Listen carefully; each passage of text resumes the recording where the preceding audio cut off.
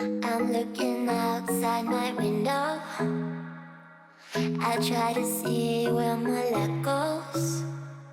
What's going on, Paladins fans? Welcome back to another episode of Esports Weekly. My name's Pretty Hair, and Week 1 has already come and gone in the Masters qualifiers, and after the Season 1 patch turned the metagame on its head, teams are still trying to figure out where everything lies in the draft. Somebody's got to come out on top after just a short 3 weeks. As is tradition, we kick things off in Europe on Saturday. Burrito versus District 69 was our first matchup and one of the best competitive Paladins has to offer. The top 2 seeds out of Europe took their series the distance, which often happens.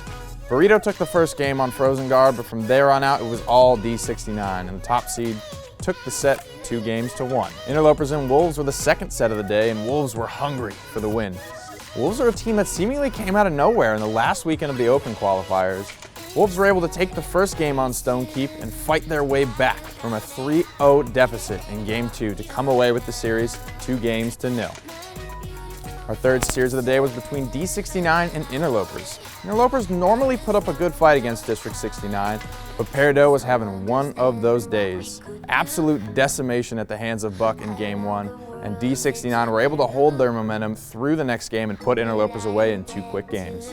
Finally, it was Burrito versus Wolves to end the day. Game 1 gave us hope for some upset potential as Wolves found the capture and conversion in Game 1 over Burrito, but the veterans stayed strong and pulled the game back. And the final game of the day would be played on Frozen Guard. Burrito punished Wolves in the draft phase, snagging Knessa without allowing Wolves to have any space to draft flankers to shut it down. Lemonade teed off on Wolves and drove the game home with almost 100,000 damage. Standings after Week 1 are the following. D69 on top with 2 wins and 0 losses, Burrito splitting 1-1. Wolves are tied with Burrito, also splitting 1-1, and Interlopers have yet to find a win, sitting at the bottom 0-2. North America's Open qualifiers ended with Astral Authority looking very strong, taking first place with 300 points. Astral Authority looked to continue their winning ways in the first set of the day against second-seeded Team Eager. Momentum is the core of Astral Authority's gameplay, and they always look to win quick. And quick they were. With an average game time of about 9 minutes, Astral Authority found the 2-0 over Eager. The next matchup of the day was AGG versus Panda Global, formerly known as Team Xenasi. This was probably the closest set of the weekend, and Panda Global was able to take the first game in a momentous fashion, 4-0 in under 9 minutes. But it was a slugfest from there on out. AGG went to their comfort picks and boy did it pay off. Prince Danny had the game of a lifetime on Androxus, finding himself at the top of eliminations, net worth, and nearly damage as well. All stats that are tough to top as a flanker. Prince Danny whipped out Maeve in the final game of Frozen Guard to shut down Knessa and drive the set home. Astral Authority and AGG would duke it out in set 3 for the best record. Teams in North America are having trouble finding an answer for the steamroller that is Astral Authority. AGG got pretty rolled in Game 1, but showed some adjustments and signs of life in Game number 2.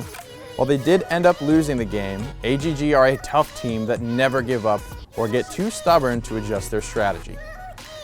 Final set of the weekend was Eager versus Panda Global. Eager have a lot to prove in this set, as AGG had the better showing against Astral Authority despite being lower seeded.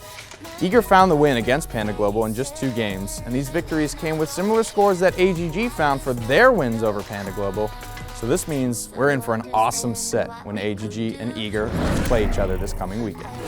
The standings in North America after Week 1 are the following. Astral Authority at the top 2-0, Eager and AGG tied in the middle with a 1-1 split, and Panda Global bringing up the rear 0-2.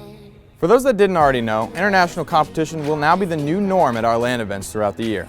Teams from all over the world have already started competing for a spot at the Masters LAN through a similar qualifying path we've been following over here in North America and Europe. You can catch the Oceania broadcast on the Paladins game channel, if you're awake that is, at 2 in the morning Eastern Standard Time.